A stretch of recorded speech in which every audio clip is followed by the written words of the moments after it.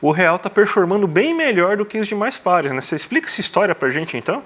Parece que o jogo mudou mesmo. Então, vamos lá. Eu trouxe aqui, né, não à toa e também não foi ali uma escolha arbitrária, o dia 9 de maio, tá? Então, a gente começa a olhar o movimento do dólar no dia 9 de maio e toda vez aqui no nosso chat as pessoas perguntam sobre o dólar.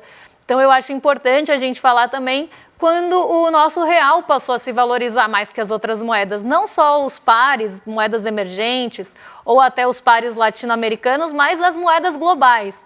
Então, o nosso real ele tem se fortalecido bastante nesses últimos tempos e eu vou explicar por que isso está acontecendo com base no nosso cenário, pensando em cenário no exterior e pensando no nosso cenário doméstico também. O que mudou para o dólar ter esse comportamento nos últimos dias? E aí a gente vai comparar ele frente aos pares também. Então vamos lá. No dia 9 de maio, para quem lembra, a gente teve aquela reunião do Copom, aquela fatídica reunião do Copom, que metade votou de uma forma e metade votou de outra forma. Então metade votou ali pela manutenção da Selic e metade votou por um corte de 0,25 ponto percentual, que era algo que tinha sido sinalizado na reunião anterior.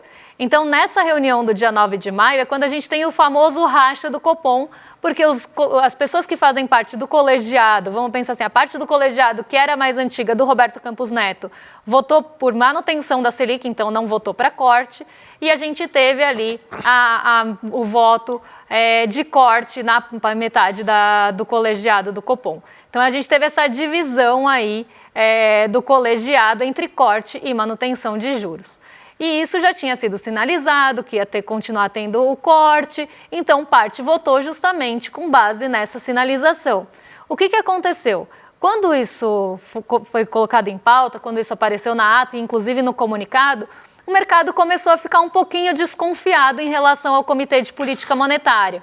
Então a gente tem uma desconfiança do mercado financeiro, tá? Então vamos falar o que é o mercado financeiro nesse caso, de que o Copom não teria competência de continuar ali mantendo a política monetária de uma forma que eles acreditassem que fosse confiável.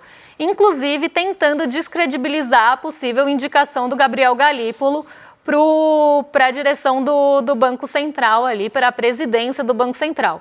Então a gente começa essa desconfiança e o mercado, para quem lembra, para quem assistiu a gente, começa a apostar contra o real.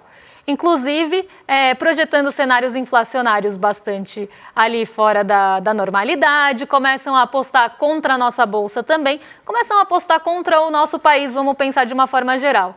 Até falei que tem um bordão no mercado financeiro que é muito triste, que falam que se você está comprado no Brasil, então comprado em ativos brasileiros, você está investindo ou aplicando o seu dinheiro de forma errada. O mercado financeiro tem esse tipo de piadinha e aqui a gente viu isso realmente acontecer. Então a gente começa a ter uma especulação com a nossa moeda, inclusive apostando contra que o real iria ali se desvalorizar e o dólar ia subir. E quando a gente começa a ter esse movimento de especulação e as pessoas passam a sair do real e comprar dólar, o que acontece de fato? O dólar sobe. E o que pode acontecer se a gente cria ali um cenário que a gente fez o dólar subir? O que pode vir como consequência de um dólar mais alto, né? Até para trazer vocês aqui para a mesma página. O dólar não é só importante para quem vai viajar ou parece uma coisa distante da gente. O dólar é importante para tudo, de uma forma geral. É a moeda ali que é transacionada de uma forma global, inclusive commodities, inclusive ali, se a gente for pensar, outros produtos que podem impactar a nossa inflação. Então, a gente tem sim um aspecto que pode vir de dólar alto, um aspecto inclusive inflacionário. E aí, o que o mercado financeiro também fez? Se o dólar subiu, o que pode acontecer? Pode ter pressão inflacionária. E se tiver pressão inflacionária, o que a gente vai ter que fazer? Vai ter que subir a Selic. É quase uma resposta padrão. Então, aqui a gente tem uma historinha. Eu falo que o mercado financeiro ele é capaz de criar suas próprias realidades. E é tipo uma WandaVision da Marvel, assim, ele cria a realidade, só que a realidade pode realmente acontecer.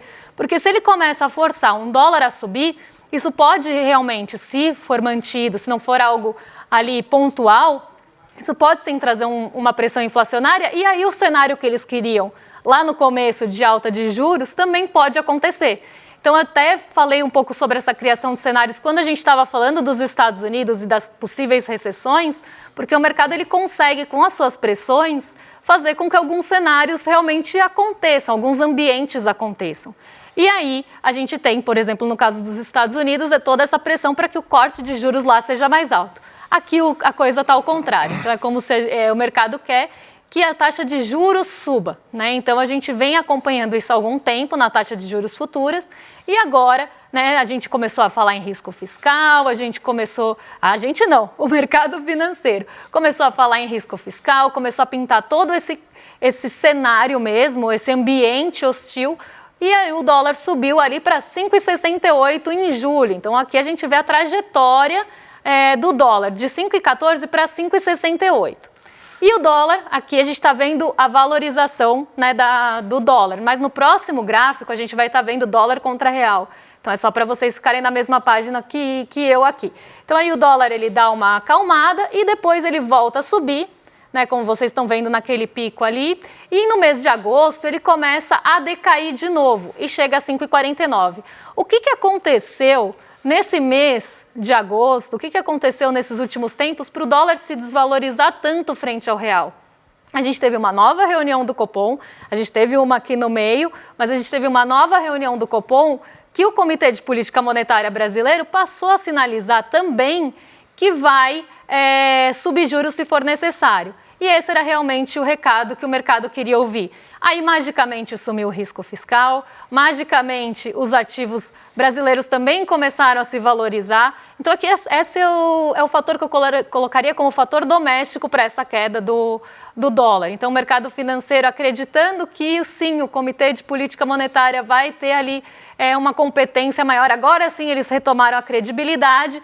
Então, vamos voltar a apostar aqui no nosso Brasil, vamos voltar a apostar aqui na nossa moeda. Então, esse é o primeiro fator que faz o dólar desvalorizar, essa volta dessa confiança de que o Comitê de Política Monetária, ainda que se troque a condução, até porque o Galípolo está bastante ali, está fazendo vários acenos também para o mercado financeiro, tentando buscar essa confiança. Então, aqui a gente já vê esse fator. E aí, se o dólar cai, então a inflação também talvez não seja pressionada por dólar. Então, a gente começa a ver essa mudança de ambiente doméstico. Fora isso, a gente ainda tem o ambiente externo, o ambiente internacional, que é justamente diante daqueles dados que a gente teve ali de desemprego nos Estados Unidos acima do esperado e criação de vagas abaixo do esperado, a gente também começa a ver que talvez a taxa de juros dos Estados Unidos caia mais do que se esperava, seja em ritmo ou seja em magnitude. Então, o recurso também volta para os países emergentes. Só que volta para os países emergentes de uma forma, em tese, deveria voltar de uma forma ali um pouco mais homogênea. Só que não é o que a gente vai ver.